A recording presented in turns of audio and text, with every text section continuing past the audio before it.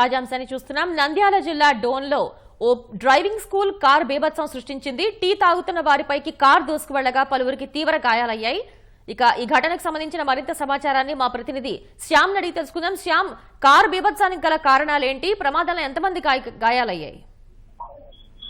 శ్వేత, మన దగ్గర ఉన్నటువంటి సమాచారం ప్రకారం ముగ్గురికి తీవ్ర గాయాలైనట్లుగా పోలీసులు చెప్తున్నారు. వేకువజామున అంటే ఉదయం పాత బస్ స్టాండ్, డోన్ పట్టణంలోని పాత బస్ స్టాండ్ ఉంది. పాత బస్ స్టాండ్ సమీపంలోనే రోడ్డుకు ఆనుకునే టీ షాప్ ఉంటుంది. ఈ టీ షాప్ దగ్గర టీ తాగుతున్నటువంటి వారిపైకి ఒక్కసారిగా కారు దూసుకొచ్చింది. అదుపు తప్పి దూసుకొచ్చింది. అక్కడ మొదట ద్విచక్ర వాహనాలు ఉన్నాయి. ద్విచక్ర వాహనాలు ఆపి దాని పక్కన టీ తాగుతున్నారు. ఆ ద్విచక్ర వాహనాలను ఢీకున్న తర్వాత టీ తాగుతున్న వారి మీదకి దూసుకెళ్లింది. దీంట్లో 3 ద్విచక్ర వాహనాలు ధ్వంసం అయిపోయాయి. ముగ్గురికి తీవ్ర గాయాలయ్యాయి.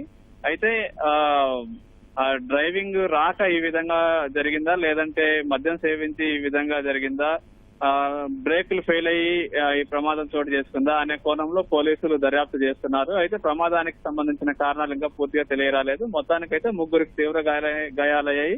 వీరిని ప్రభుత్వ ఆసుపత్రికి తరలించారు. 3 ద్విచక్ర వాహనాలు కూడా బాగా ధ్వంసం అయిపోయాయి. ధన్యవాదాలు శ్యామ్.